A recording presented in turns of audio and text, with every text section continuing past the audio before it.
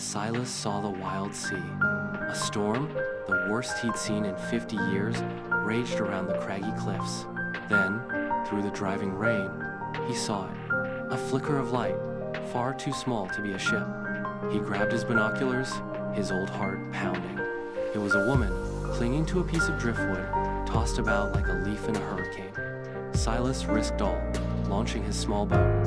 Fighting the monstrous waves, he reached her. She was young, barely conscious, her face pale and streaked with seawater. He pulled her aboard, shivering and soaked to the bone. He couldn't understand a word she said. Her speech was slurred and fragmented.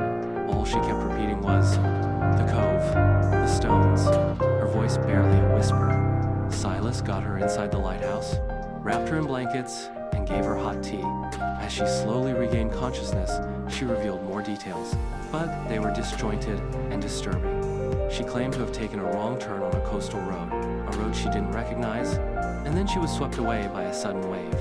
She spoke of a hidden cove, of smooth, dark stones, and of a feeling of being watched, of a presence that wasn't human. Silas, a man of the sea all his life, felt a prickle of unease. He'd never heard of such a cove. The next morning, the storm had subsided, leaving behind an eerie calm. He tried to retrace the woman's description, scouring the coastline, but found nothing. The young woman, however, was gone. She had vanished from the lighthouse, leaving behind only a single, smooth, black stone, the kind she had described, perfectly round and cold to the touch. Days turned into weeks. The local police investigated, baffled by the lack of evidence.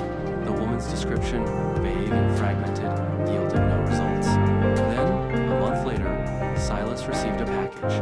Inside was a photograph, a grainy, poorly lit image of the same black stone nestled amongst other, similar stones. On the back, a single word, "Next."